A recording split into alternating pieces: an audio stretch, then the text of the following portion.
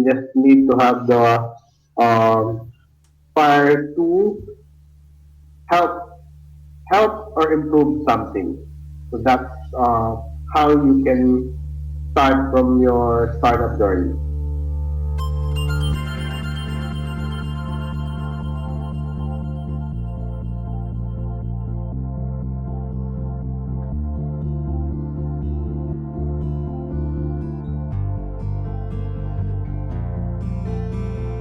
Hello everyone, welcome to the Design Live Show. A personal talk about design, UX, life business, and anything under the sun. It's me, Jay Christ, and welcome to the episode number 3. Today, I'm with Jester, an IT engineer from Cavite, Philippines, and the founder of Arkela.ph. I'm very excited on this episode, so without further ado, I hope you enjoy. Hey Jester, welcome to the show. Hi, Jay. Here. Great.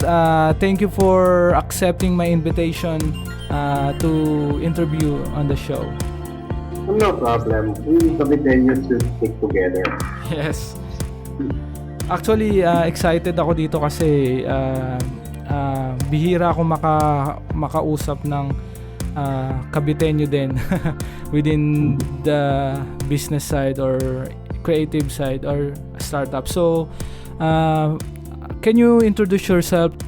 Okay, I'm Destor Tolosa, founder of Arkela.ph. I'm a graduate of Bachelor of Computer Science in UP Los Baños. I'm from Cavite City, so working as a project manager in one of an IT firm. So I'm working there and still doing my startup.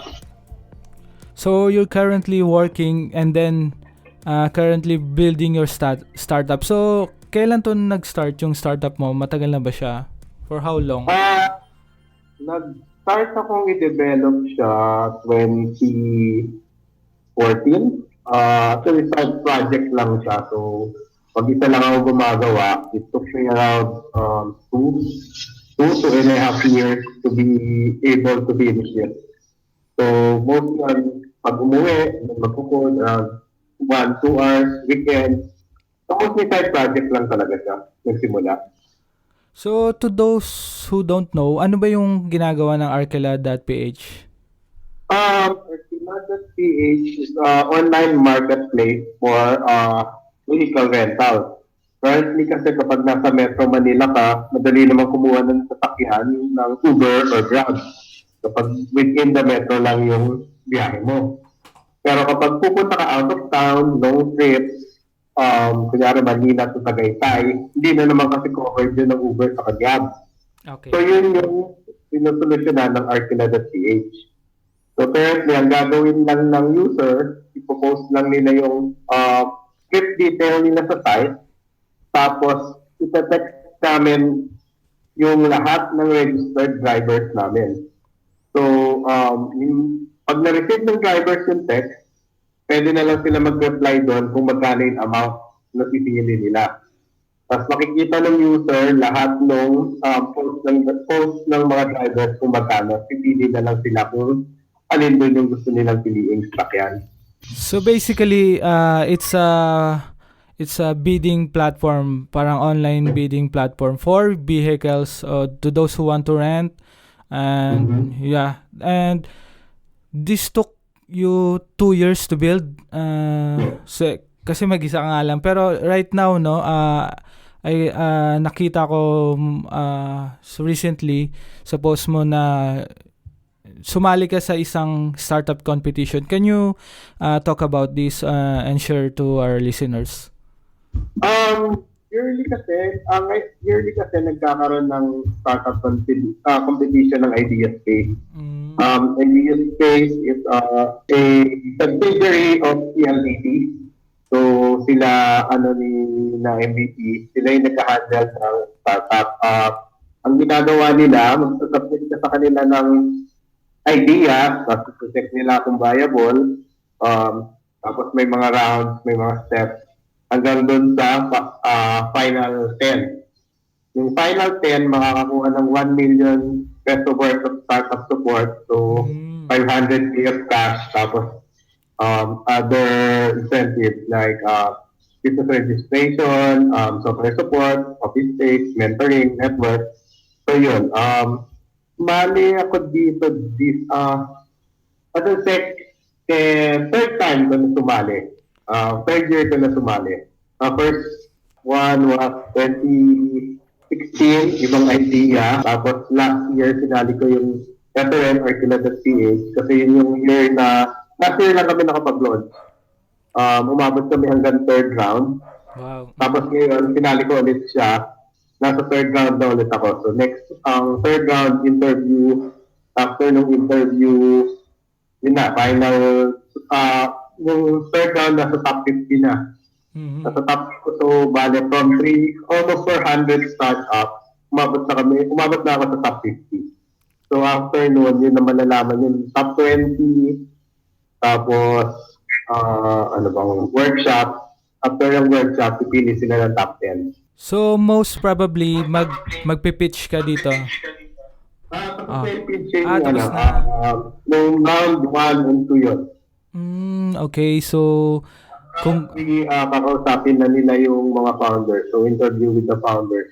So, paano validate na nila yung idea mo? Okay, nasa tingin nila viable yung idea. May growth, may pupuntahan yung idea, pwede siya viable. Tapos ngayon, titignan na lang nila yung founders mismo. okay. So as a founder of a startup, gaano kahirap siya gawin knowing that you have a full-time job? Kung balak mo magmadali talaga, kasi most startup naman, ang concept kasi ngayon sa startup, fail fast, di ba? Ang gusto nila. Ang key sa startup is speed. So, kung gusto mo magawa ng startup, ang idea talaga is mag-full-time ka. So, ako naman, kaya ako ginawa siya dahil tingin ko naman may need akong nagagawa. So, currently, pag niisip mo nga ngayon, wala ka pa naman. Ang mag-aarkila kasi ngayon na sasakyan, punta ka sa OLX, Yes. punta ka sa ibang site, maghahanap ka, so kukontakin mo pa sila isa-isa. Parang hassle kasi na kukontakin mo isa-isa. So, kaya yun yung nahirapan ako, naisipan ko, parang may mas magandang solusyon para dito. So, ang ginawa ko, pag nag-post ka, ikaw yung lalapitan ng mga drivers. So, hindi mo na sila kailangan kontakin isa-isa. So, yun yung naisip kong solusyon.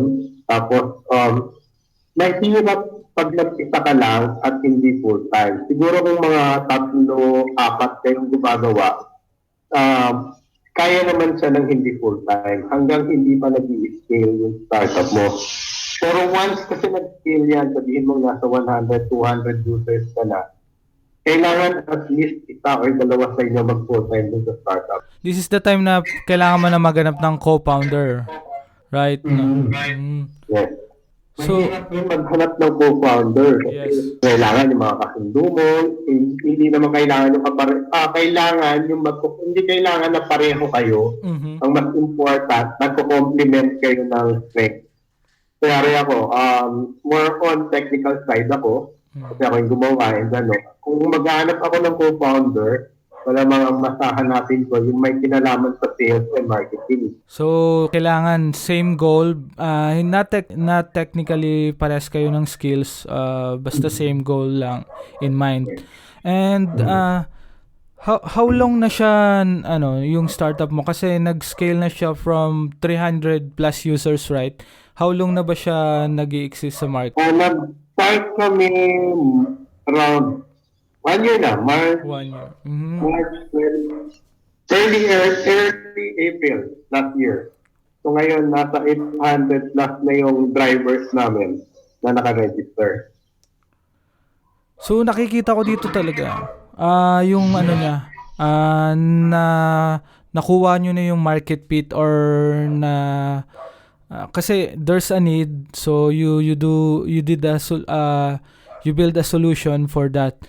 Ang mostly nahihirapan for sure yung mga listeners natin or dun sa mga gusto magtayo ng startup is yung pag-create or paghahanap ng startup na pasok dun sa market or sa niche na gusto nila. So, ano bang ma-advise mo for that? Ang mga advice ko sa kanila ay maging aware sila sa kanilang surroundings. Sa ngayon kasi, yung iniisip ng mga tao na wala ka nang magagawang startup, lahat na meron, lahat na available, pero hindi totoo yun. Yep. Ang kailangan mo lang makaisip, makahanap ka kung saan sa tingin mo nahihirapan yung mga tao. Kahit sa everyday mo lang na ginagawa, basta maging aware ka, makikita mo naman, meron at meron pang bagay na kailangan i-improve. So, ang maging aware ka sa tingin mo kung ano yung kailangan i-improve.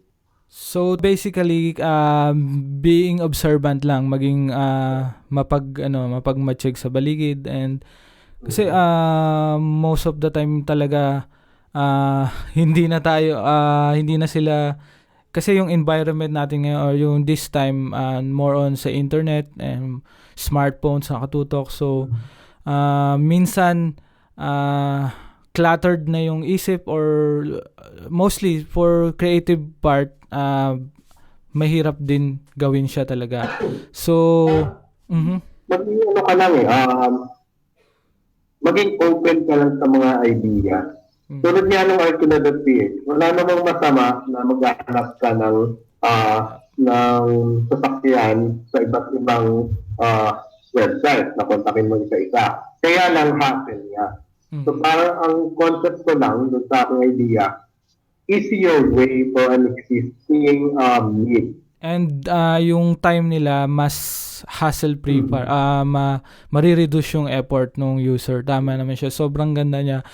Nung una ko siya nakita talaga, it's very very promising yung startup niya. And knowing that Kabitenyo ka rin, so sobrang saya ko kasi nakausap kita right now. So this time nasa yung journey mo, how nung dumating ka dito, it's gaano kahirap siya starting from building your first startup? Can you share something for our listeners? Actually, ang Arcula.ph ay third startup ko na. Yes, third. So, yung una naming startup, it actually it started 2012, I think. Idea niya ay finding property, room for rent, house for sale, land for sale via map. So early 2012, wala pa namang kung saan pag maghahanap ka ng room for rent, kunyari estudyante ka or bagong work ka, bagong lipat mo sa work, kailangan mo maghanap ng titirahan mo. Ang ginagawa pa rin dati, pupunta ka sulit.com pa sikat nun eh. Pupunta ka sulit.com, search ka ng apartment for rent. Kung makikita mo yung price, tapos yung text lang ng address, hindi mo makikita kung nasaan siya. Ang ginawa namin noon, map based. So pag punta mo pagbukas mo ng website, ang makikita mo agad map. Tapos doon sa map, nandun sa mga area, makikita mo na sa map sa mga icon ng mga properties for rent. So we developed that around probably 2-3 months kasi tatlo kami noon eh. Ang naging problem namin sa startup na yun, which is I think most of startup would probably encounter, ay meron ka nga nasusolusyonan, pero wala ka namang business plan. Wala kang way kung paano ka kikita dun sa startup. So, sabihin na parang after 8 months after ng launch namin sa kanya, nakita naman, maraming user, may mga nag-a-add ng property for rent, for sale. Marami din naman yung users namin, pero wala kami kasi makuhang way kung paano kumita sa kanya. So, sinat-down namin sa after 8-9 months. Kaya yun yung first experience ko sa startup. So, natutunan ko that dapat meron kang business plan. Meron kang way to validate your startup kasi kahit gawin mo siya, kung hindi mo siya passion, kung hindi ka kumikita, meron ka rin, aabot ka rin sa point na tatamarin ka na eh. Lalo na hindi ka full-time. Okay, so that's your first startup. How about sa second startup? It's more easy ba kaysa dun sa dating startup mo?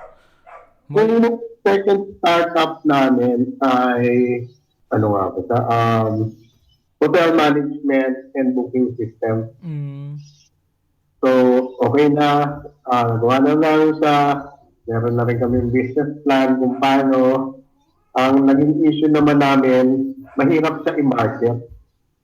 So, kukontakin mo lahat ng hotels, tapos explain mo sa kanila yung system mo, ganda nangyayari, paano yung hatian nyo, paano yung inventory system nila, kasi kailangan ng hotels alamin kung ilan na yung nagagastos sila for expenses, mga sabon, shampoo, electric bills. Hindi siya naging madaling i-market at tunin kami ng mga hotels dahil wala kaming hindi pa kilala yung kumpanya namin. So, ang mga ano nila doon, bakit kami magtitiwala sa iyo? So, yun yung naging barrier namin on that second startup. So, okay, meron na kami plan. Kapag meron na kami business plan, develop na namin. Pero yung marketing side, yun, wala kasi kaming sales and marketing yun. Tatlo rin kaming technical guys na gumawa. So, yun yung second failure namin na natutunan ko naman na kahit na meron ka ng plan, lang hindi enough na matapos yung startup at working. Wala, siguro less than 50% yun eh. Less than 50% na matapos mo yung startup mo. The harder part would be promoting and sustaining your startup. Okay, so to recap lang, there's three things that based on your statement, there's three things na they need to consider on starting a startup. Number one is you have to have a business plan or strong business plan na dapat kikita yung business. And number two is marketing. And dapat alam mo i-market yung product mo. And I guess the last part is positioning din kasi they won't trust you, or kung meron man investors, if you pitch on someone, kailangan position mo yung self mo or your brand as a legit or expert on that field.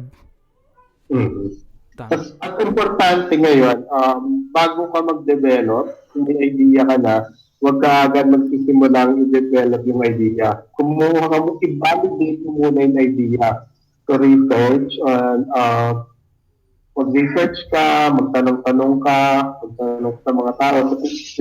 Tanong mo dun sa mga tao kung sa tingin nila, kukunin ba nila itong kung nyari, bibenta mo, sa tingin ba nila, bibilin ba nila to, gagamitin ba nila tong system mo, pag-dinamit. So, bago ka mag-start, learn to validate first your idea. Okay, validation. So, that's the most important thing. For those who are listening, make sure you do your research before developing any kind of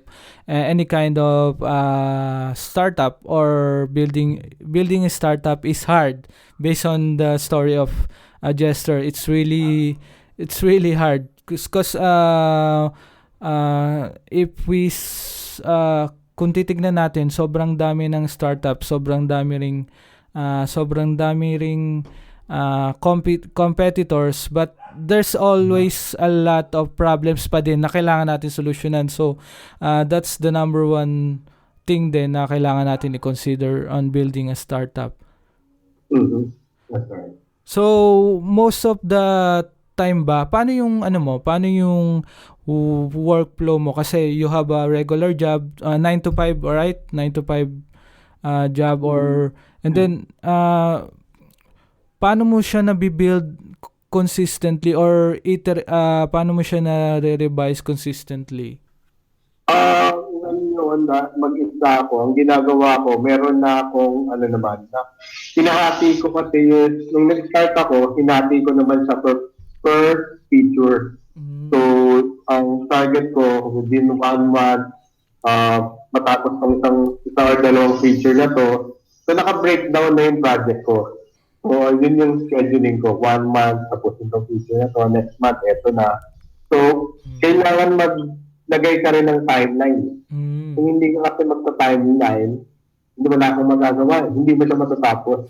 Tatamarin ka pag wala kang timeline. So, important mag-set ka rin ng deadline sa sarili mo, sa team mo, para meron kayong sinusundang plan. So that's how to be productive kasi pag walang plan, no?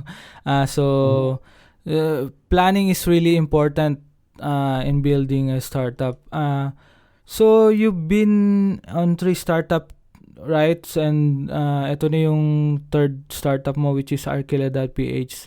And to those who don't know, Jesters is a programmer, tech support, project manager. Parang mostly lahat na technical side, no? Nasa doon ka na talaga siya, doon ka na natuon or doon na yung skills mo. For those who like to know kung ano yung mga tools na ginagamit, for basic tools lang na ginagamit on building a startup, do you want to share for them? Ngayon naman, ang ginagamit ko lang, dahil yung ginagamit namin sa kumpanya at kinasanayan na, I'm using Visual Studio. So, pag gamit namin yun sa for development, I'm using Visual Studio, so C#, Microsoft.NET, JavaScript, Angular. So, it's mostly Microsoft based. Tapos ang database na ginagamit, Microsoft SQL. Para sa mga tatanong, lahat naman yung may free. Merong Microsoft Visual Studio Community Edition. So, Developer Edition, Community. Free lang yun. Pwede mong download.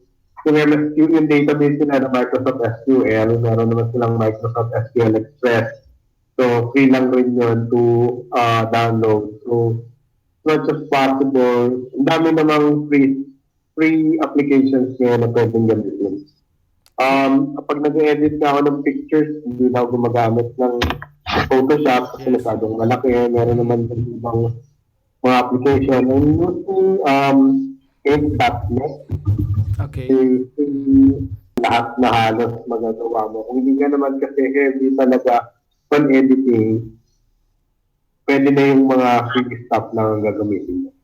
And best part nito kasi libre yung mga resources, open source siya. So I think mamomotivate na natin yung mga listener gumawa ng sarili nila, lalo na mga kabitenyo kasi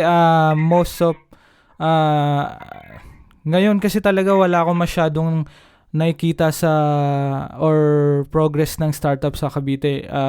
I think ikaw lang yung una kong nakausap na nagbi-build ng startup. Meron dito mga design agency or mga small team, but knowing that merong gumagawa ng